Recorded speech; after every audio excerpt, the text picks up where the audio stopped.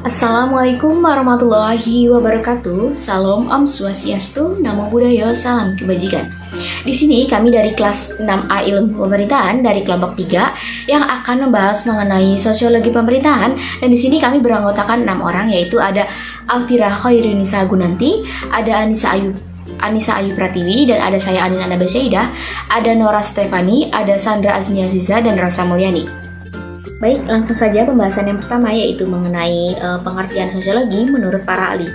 Di sini, menurut Roger dan Warren mengemukakan bahwa sosiologi ini adalah ilmu yang mempelajari hubungan antara manusia dan dengan kelompok-kelompoknya. Nah, menurut Hasan Sadli ini dalam buku Sosiologi Masyarakat Indonesia ini menyebutkan bahwa sosiologi adalah ilmu yang mempelajari hidup bersama dalam masyarakatnya dan menyelidiki ikatan-ikatan antar manusia. Selanjutnya menurut Mayor Polak. Nah, Mayor Polak ini menyatakan bahwa sosiologi adalah ilmu pengetahuan yang mana mempelajari masyarakat sebagai keseluruhan, yakni hubungan antar manusia, manusia dengan kelompok, baik formil maupun material, baik statis maupun dinamis. Pembahasan selanjutnya yaitu mengenai pengertian sosiologi pemerintahan. Jika di awal tadi kita membahas mengenai apa pengertian sosiologi secara umum menurut para ahli, selanjutnya yaitu kita membahas mengenai sosiologi pemerintahan. Sosiologi pemerintahan ini secara umum mengkaji hubungan antara masyarakat yang diperintah. Nah, yang diperintah ini yang dimaksud dengan masyarakat. Nah, kalau yang memerintah ini yaitu dari pemerintahan sendiri.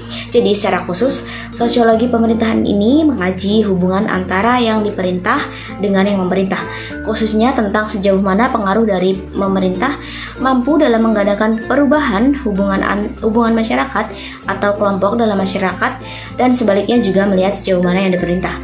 Baik, selanjutnya yaitu kita akan membahas mengenai apa arti penting studi sosiologi pemerintahan. Kita adalah makhluk sosial, di mana sebagai makhluk sosial ini akan mengalami terjadinya interaksi sosial atau proses sosial. Nah, proses sosial ini meliputi adanya proses asosiatif, di mana proses dekat dan mendekati, dan ada juga proses disosiatif, di mana jauh yang menjauhi.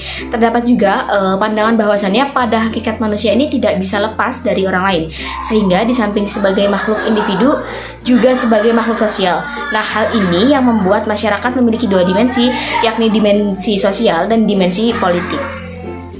Di sini saya akan menjelaskan dua dimensi yang dimiliki oleh masyarakat.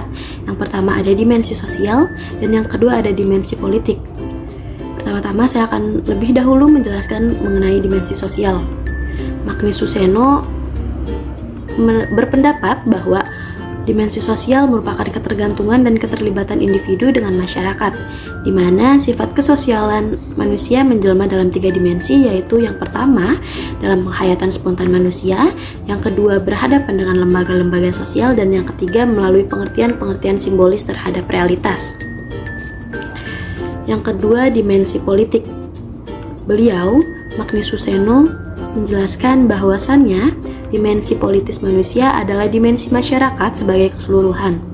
Dimensi politis manusia dapat ditentukan sebagai dimensi di mana manusia menyadari diri sendiri sebagai anggota masyarakat sebagai keseluruhan yang menentukan kerangka kehidupannya dan ditentukan kembali oleh tindakannya. Dimensi politis ini mencakup lingkaran kelembagaan hukum dan negara, sistem-sistem nilai serta ideologi yang memberikan legitimasi kepadanya. Selanjutnya saya akan menjelaskan mengenai konsep dasar sosiologi, yaitu yang pertama, proses sosial dan interaksi sosial.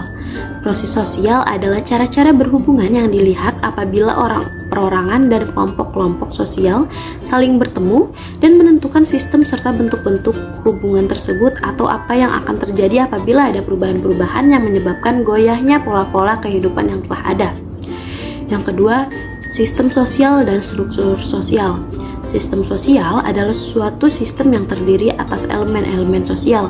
Elemen-elemen sosial itu terdiri atas tindakan-tindakan sosial yang dilakukan oleh individu-individu yang berinteraksi satu dengan yang lainnya.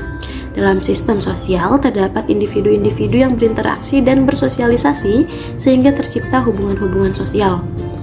Dan yang ketiga, perubahan sosial merupakan perubahan kehidupan masyarakat yang berlangsung terus-menerus dan tidak akan pernah berhenti, karena tidak ada satu masyarakat pun yang berhenti pada suatu titik tertentu sepanjang masa. Artinya, meskipun para sosiolog memberikan klasifikasi terhadap masyarakat. Terima kasih, sekian dari saya. Selanjutnya ada beberapa kajian yang merupakan ruang lingkup dari sosiologi pemerintahan. Yang pertama ada gejala-gejala pemerintahan dan civil society. Pemerintahan suatu negara akan mengalami dinamika di mana peran masyarakat akan semakin menonjol. Disinilah kemudian akan melahirkan masyarakat madani, civil society, secara alamiah. Yang kedua ada gejala kekuasaan dan kewenangan. Gejala kekuasaan merupakan fenomena yang menyertai keberadaan masyarakat. Hal ini terjadi karena di masyarakat pasti akan muncul sekelompok orang yang dapat mempengaruhi kelompok yang lain. Kelompok orang yang mempunyai kekuasaan pasti melekat dengan kewenangan. Di dalam kekuasaan mengandung unsur-unsur pengaruh, kepatuhan, pemaksaan, dan otoritas. Yang ketiga ada gejala konflik dalam pemerintahan. Penyelenggara pemerintahan di dalam pelaksanaan pasti akan menimbulkan konflik. Konflik akan terjadi manakala kekuasaan dan kewenangan yang ada dalam masyarakat tidak dapat dilaksanakan sebagaimana mestinya. Yang keempat ada gejala birokrasi dan kepemimpinan pemerintahan. Birokrasi sebagai salah satu ruang lingkup sosiologi pemerintahan mempunyai tipe yang sangat dipengaruhi oleh budaya masyarakat setempat. Di Indonesia khususnya, budaya Jawa masih sangat dominan, sehingga birokrasi juga masih terpengaruhi budaya Jawa. Yang kelima ada kebijakan pemerintahan. Kebijakan pemerintahan sebagai implementasi dari peran regulasi pemerintah akan sangat dipengaruhi oleh komitmen dari pemerintahan, di mana pada hakikat pemerintahan mempunyai kewajiban untuk memenuhi semua kebutuhan masyarakat, sehingga kebijakan yang diambil harus benar-benar bermuara pada aspirasi masyarakat. Karena apabila ini diabaikan pasti akan mendapatkan reaksi yang negatif dari masyarakat. Baik, selanjutnya ialah pendekatan sosiologi pemerintahan. Pendekatan sosiologi pemerintahan ini ada 5. Yang pertama ialah pendekatan strukturalis fungsionalis. Yang kedua pendekatan konflik, ketiga pendekatan kelas, keempat pendekatan elit, dan yang kelima ialah pendekatan pluralis. Baik, yang pertama ialah hubungan strukturalis dan fungsionalis. Tokoh-tokoh terkenal pada pendekatan ini ada 3, yaitu yang pertama Talcott Pearson, yang kedua Herbert Spencer, dan Emil Durkheim. Pendekatan ini mempunyai beberapa asumsi pokok, diantaranya yang pertama, masyarakat haruslah dilihat sebagai suatu sistem dari bagian yang saling berhubungan satu sama lain. Yang kedua, hubungan pengaruh memengaruhi di antara bagian tersebut bersifat ganda dan juga timbal balik. Yang ketiga, sekalipun integrasi sosial tidak pernah dapat dicapai dengan sempurna, namun secara fundamental sistem sosial selalu cenderung bergerak ke arah equilibrium yang bersifat dinamis, yakni menanggapi perubahan yang datang dari luar dengan kecenderungan memelihara agar hal tersebut berdampak minimal. Oke, yang kedua ialah pendekatan konflik. Pendekatan konflik ini memiliki 2 tokoh terkenal, yaitu Ralph Dahrendorf dan juga Lewis Kusser. Dalam pandangan atau pendekatan konflik ini memiliki beberapa asumsi dasar yang dapat disimpulkan bahwa perubahan yang timbul dari kenyataan dengan adanya unsur yang saling bertentangan dalam masyarakat yang bersumber pada kenyataan bahwa di dalam masyarakat itu mengenal pembagian kekuasaan dan otoritas atau otoritas yang tidak merata, sehingga menimbulkan 2 macam kategori sosial, yakni mereka yang mempunyai kekuasaan atau otoritas dan mereka yang tidak memiliki kekuasaan atau otoritas. Pembagian otoritas yang tidak merata ini disebut sebagai sumber konflik, karena di dalam dirinya sendiri menimbulkan kepentingan yang berlawanan satu sama lain. Yang selanjutnya ada pendekatan kelas. Karl Marx dalam teori kelasnya mengatakan bahwa masyarakat selalu diwarnai adanya konflik.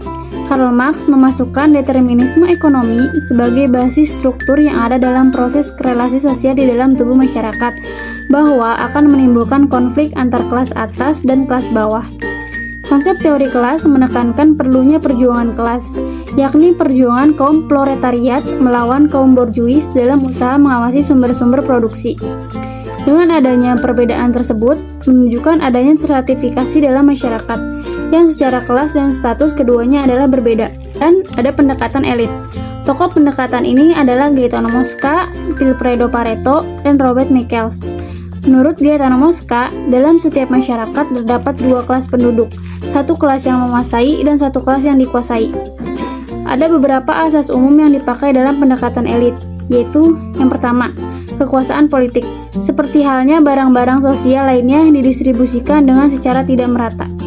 Yang kedua, pada hakikatnya orang hanya dikelompokkan dalam dua kelompok, yaitu mereka yang mempunyai kekuasaan politik penting dan mereka yang tidak memilikinya. Yang ketiga, secara internal, elit itu homogen, bersatu, dan memiliki kesadaran kelompok. Yang keempat, elit itu mengatur sendiri kelangsungan hidupnya dan keanggotaannya berasal dari suatu lapisan masyarakat yang sangat terbatas. Dan yang kelima, kelompok elit itu pada hakikatnya bersifat otonom, yakni kebal akan gugatan dari siapapun di luar kelompoknya mengenai keputusan-keputusan yang dibuatnya. Selanjutnya di sini ada pendekatan kelas.